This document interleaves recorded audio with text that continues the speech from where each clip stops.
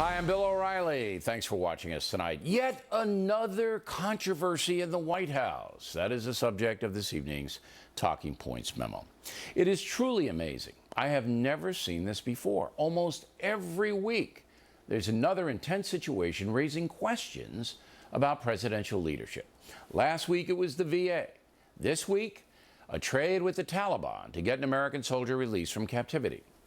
28-year-old Sergeant Bergdahl was captured by the Taliban in Afghanistan on June 30th, 2009. Apparently, he slipped out of his camp, and the terrorists grabbed him. Over the weekend, the president made a deal with the Taliban to have the sergeant released immediately. In return, 5 top Taliban terrorists who were held in Guantanamo were flown to the Gulf nation of Qatar, where they will eventually be repatriated back to Afghanistan. Taliban leadership has proclaimed the deal a huge victory. So, this is yet another troubling situation for the president. First of all, Mr. Obama signed a law late last year that says Congress must be given 30 days' notice before any detainee at Guantanamo can be released or transferred. But there's some wording in the law that gives the president some discretion. In this case, the president says he had to act quickly because Sergeant Bergdahl's health was deteriorating in captivity.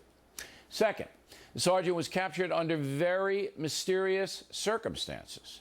Colonel David Hunt will tell us about that in a moment. Third, and this is the most important aspect of the story, by trading 1 American for 5 terrorists, that might encourage Americans to be kidnapped all over the world. It has been U.S. policy not to bargain with terrorists, but the president made an exception in Bergdahl's case. Reaction? Fast and furious. I do think that these 5 who were really on the far end of the spectrum of bad guys in Guantanamo, this is really problematic. For the long term, this is going to strengthen the Taliban. Our hand is obviously weakening there. It is disturbing that these individuals would have the ability to re-enter the fight, and they are big, high-level people, possibly responsible for the deaths of thousands. They are also war criminals, these men. Some Republicans are also calling for an investigation into Mr. Obama's conduct, citing the new 30-day law. But the Obama administration says it did nothing wrong. First of all, we didn't negotiate with terrorists. As I said and explained it before, Sergeant Bergdahl is a prisoner of war. That's a normal process in getting your prisoners back. In war, things are always dangerous, and there are vulnerabilities, as there are around the world.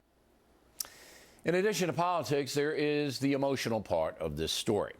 Sergeant Bergdahl's parents from Idaho met with President Obama at the White House on Saturday to support their son's release.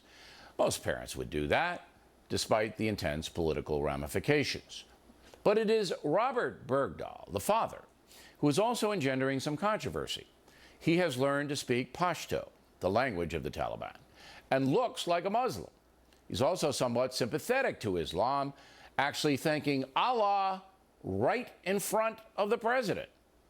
Mr. Bergdahl, in addition, had a message for his son, who's now in Germany being treated by the U.S. military. I'm proud of how much you wanted to help the Afghan people and what you were willing to do to go to that length. I'll say it again. I'm so proud of how far you were willing to go to help the Afghan people. And I think you have succeeded. So the story is very complicated. A number of reports today imply Sergeant Bergdahl may have deserted his unit in Afghanistan, and there is reportedly correspondence between him and his parents saying how disillusioned he was with the Afghan war, blaming America for much of the carnage over there. Again, Colonel Hunt has the inside story coming up. Talking Points believes there are valid points on both sides of the growing controversy. There's no question that President Obama's actions will make things more dangerous for Americans abroad, especially in the Middle East and Africa. But what do you do when you can save an American soldier being held in captivity for 5 years? Do you walk away, possibly consigning the soldier to his death? I believe the administration when it says it had to act quickly. A 30-day waiting period with thugs like the Taliban could have easily turned into a fracas. But in war, hard decisions have to be made. And these 5 Taliban terrorists, war criminals, will kill again. There's no question about that. They are extreme haters who will be welcomed back to the jihad with enthusiasm. Secretary Hagel is wrong when he says this is a simple prisoner of war exchange. It is not. These are top Taliban leaders, enemies who bring death and destruction to thousands. Therefore, if I had been president, I would not have made the deal. But there's a caveat. President Obama wants to open avenues of negotiation with the Taliban. He wants a ceasefire in Afghanistan. And by opening communications over the sergeant, the president sees an opportunity. But if history is any indicator, the Taliban will never stop fighting because they don't have anything else to do. They are armed, fed, and paid by other jihadists. They sit there in the mountains of Pakistan, plotting death and the reinstitution of an Islamic State in Afghanistan. Why would they ever stop? So once again, America is in a nearly impossible situation, with Sergeant Bergdahl caught in the middle of it. Let the debate begin. And that's the memo. Continue now with our lead story. President Obama trading 5 top Taliban terrorists for a captured American in Afghanistan. Today, White House spokesman Jay Carney fielded a question about the circumstances surrounding Sergeant Bo Bergdahl's capture. Has it been determined yet whether he was a deserter? Sergeant Bergdahl was in captivity for 5 years, held against his will, and it was absolutely the right thing to do, consistent with our tradition in the United States, to secure his return. The Defense Department has been and will continue to be the lead in terms of evaluating all of the circumstances surrounding his initial detention and his captivity. So Carney kind of dodged the question. Joining us from Boston, Fox News military analyst Colonel David Hunt. So I know you won't dodge the question. Was Sergeant Bergdahl a deserter? Yeah, he was. Bergdahl, on June 30th, 2009, crawled underneath the wire at his fire base with water, food, change of clothes, a knife, and a cell phone. He called his unit the day after he deserted to tell them that he had deserted. I have 2 guys who were in the briefing the day, July 1st, which is when the Army, the 4th Brigade Airborne of the 25th Infantry Division, first found out he was missing because he called them. And I've since talked to 2 soldiers who were in his platoon. Bill, we lost 14 soldiers killed searching for a deserter. He left his unit in combat. It's not arguable. All right. It's not arguable. And we lost 14 guys. Let me ask my foolish questions here. Where was the unit? Units on the eastern border of Pakistan, Afghanistan and Pakistan. It was a brigade-sized organization, about 2,000 people at this fire base. He was in a platoon. He was a specialist, and again, in the 4th Brigade of the 25th Infantry Division. He wandered away. We don't know yet whether he joined the Taliban or not, but there's no question that he deserted because he made a phone call. Admitting to it and took all the stuff with him. So you have talked to, what, 4 guys who were what they're considered primary sources who were there, and they all told you, all 4 guys, I want to be very clear about this, that the man deserted. Is that correct?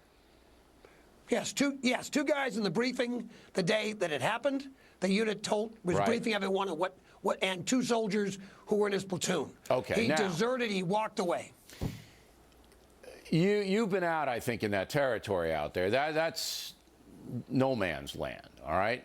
So if you're a U.S. soldier and then you slip under the wire with water, food, and a knife, not even a gun, you got to be insane, right? Maybe this guy's crazy. It's very possible there's a lot of problems with Sergeant Bergdahl, and I think we want to clean him up. I'm glad we got an American back. I totally disagree with the deal made, but I'm glad we've got an American back.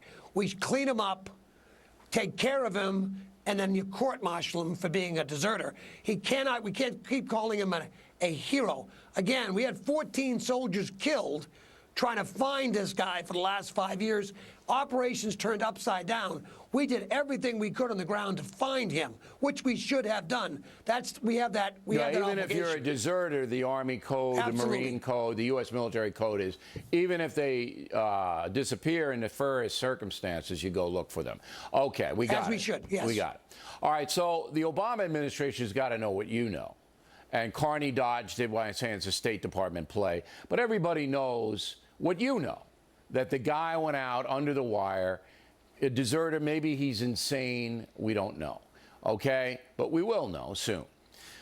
What a chance they take by releasing 5 war criminals. They're just not terrorists. These are war criminals. These people kill civilians and will continue to kill them, all right, in return for this one guy.